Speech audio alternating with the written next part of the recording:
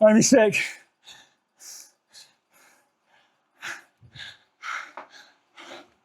Oh. And we are back for another episode of Dead Last Cycling. After a week off Zwift Racing, Tour Fever's Stage 2, featuring the ever popular and enjoyable Petit KOM, managed to entice me back. This race took place early in the week during one of the EU primetime slots, but with France and Spain playing in the World Cup, it wasn't the biggest pen ever. But size isn't everything, because this race pushed me to the limit and then some. Alright fellas, Casse-Pattes, if I'm pronouncing that correctly. A return of the old enemy, Petit KOM. Although I don't know if I can really call it the old enemy anymore, because the last 2 times I raced over Petit KOM, I've been the first rider across the line. Regardless of winning on it last time out, the pain of Petit KOM is probably always going to make it an enemy. Now I skipped last week's Tour Fever stage because a 15-minute TT when it's over 30 degrees outside doesn't seem that fun. I was also busy last week because I was finally getting a bike fit. This is my first race since getting a bike fit. You might notice I've finally got some narrower bars, so I'm not going to be like this anymore on the bike. So basically, if today's race goes well, the bike fitter gets the credit. If it goes badly, might have to blame him. Not only was this my first race since the fit, it was also my first time on Zwift, as I've been riding mostly outside lately, as you can probably tell from the exceptional tan lines I've developed. The outside rides have been feeling good, but my bike always feels a bit different on the trainer. Now I had been planning to just skip us right to the aqueduct at this point, but people had other ideas.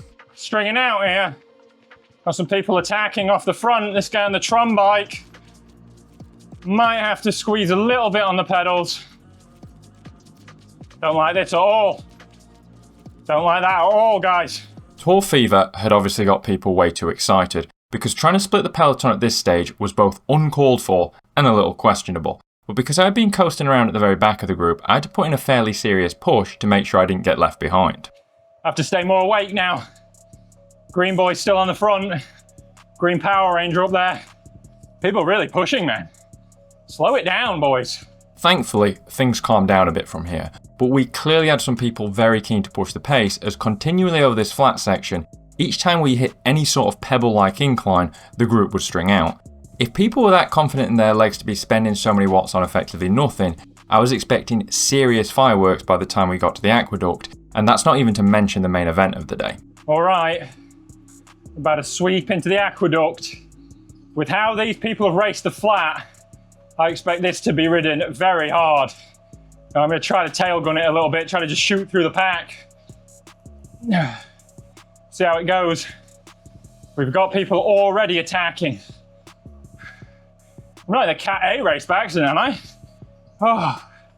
This was a Cat B race, so maybe the week off racing had just left me a little bit too relaxed compared to everyone else, but I was fully switched on and ready for the aqueduct, which all things considered barely registers as a climb, but I still wanted to make sure I went over in good position so I wasn't forced to burn any matches closing any gaps. Music gone again? The hell is happening, dude? Not the best time to be getting technical problems. All through the first half of this race, my music kept changing to different playlists. Whether that was from sweat on my keyboard or my wife playing a joke on me, I'm not sure, but despite the distraction, I made it over the aqueduct as planned, which meant soon it'd be time to find out if I had what it takes to make it up Petit KOM. I gotta be honest, I'm very nervous for Petit KOM. I've not done an effort like this for a long time. I've not really been training them either. Going into this race, my best time up Petit KOM was around 6 minutes 20 seconds, and that was back in March. Since then, I've not done any racing with a climb that long, and my training has basically consisted of easy rides, threshold intervals, and more threshold intervals. I was genuinely worried about how I'd fare over a long VO2 effort. So, the key to Petit KOM is you have to push hard through the steep sections and draft through the shallow sections. Because Zwift loves to feature Petit KOM whenever a real bike race is taking place in France, or just whenever they're feeling particularly evil, it's a climb that shows up in a lot of these races. As a consequence, I feel like I've got a pretty good handle on how to ride it, and if you can do whatever is necessary to make it over a steep section into the flatter parts, the draft is usually just enough to keep you connected before you have to bury yourself all over again after the next hairpin. I am anxious, boys. Our Gamma has got a bomb in his name, and this race is gonna explode. I'll try to stay disciplined, hopefully sit in the wheels, get to that courtyard, and then empty the tank from the courtyard. Here we go. The old enemy, Petit KOM. Going into this race, my lifetime best 5-minute power was 302 watts, which given that I weigh about 75 kilograms is 4 watts per kilo. I knew that to have any chance of making it over with the front group today, I'd need to smash that PR. Just breathe. As expected, things started off hot even on the lower slopes, and the peloton was already lining out. I was in a good spot, but I needed to be careful, because as soon as we hit the first steep slope, things were bound to break apart. Green Power Rangers up there. With the Green Power Ranger up in the tempo even more, it was time for the first real dig of the climb, and I had to surge up to over 400 watts to move up through the group as the first big selection happened. Okay. Get in the draft. I'd survived the first steep section, but we had 3 more to go, and my heart rate was already in the mid-170s.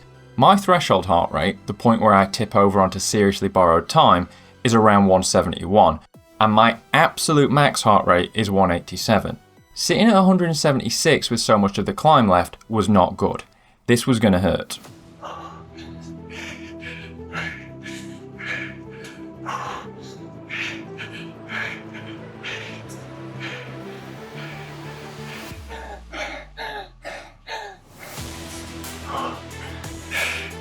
Another switchback done, but with my heart rate already at 180 and my breath beyond ragged, this did not look or feel good.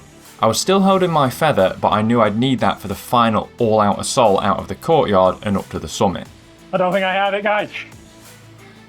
This genuinely felt like I could slide off the back any pedal stroke, but with such a big gap behind me to Group 2, I couldn't let myself get dropped into no man's land.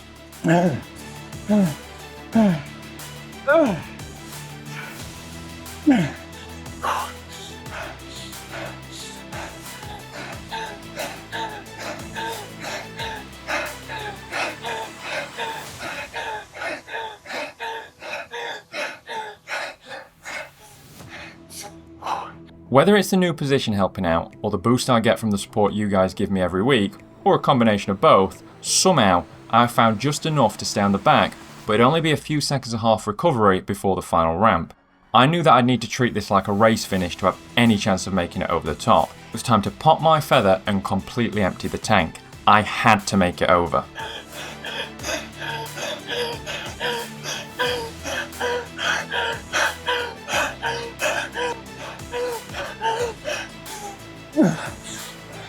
Please.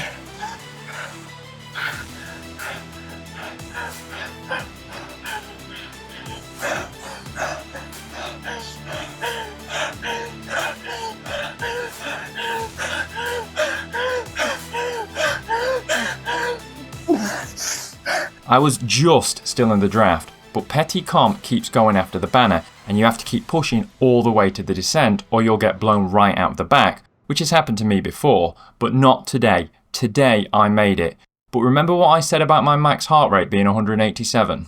I'm gonna pass out. My legs are tingling. I feel so sick. I can barely stand. I can barely stand on the bike. Oh my God, I feel so lightheaded. If you've watched before, you'll have heard me say fairly frequently, this was the hardest race I've ever done. And whilst I don't think this race was the hardest, the route was too flat for that, this is comfortably the deepest I've ever gone on a bike. And I wasn't really sure if I was even going to make it down the descent with how I felt. I definitely wouldn't have made it down a descent in real life feeling like this. Just breathe. I had to try to recover because this descent wasn't going to last forever, and yes, I'd smashed my Petit KOM PR by nearly a minute, getting over in 5 minutes 33 seconds, but that doesn't win you any prizes. Flattening out now, so I gotta switch on. That guy is completely wrong. I do not. Not in this condition. Quite why our friend here thought I had the best sprint, I don't know, because I really didn't know if I could sprint at all. I don't know. I don't know how I play this. I don't know if I can even get out of the saddle. I feel like I'm gonna die. How to play it is the same way we always do. Whether it's a climb, a sprint, whatever, we give it everything.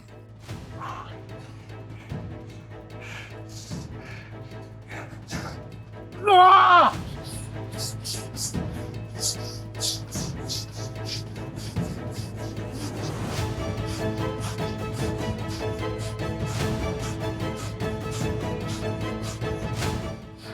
No, I went too soon. Not again. Oh, I'm always second.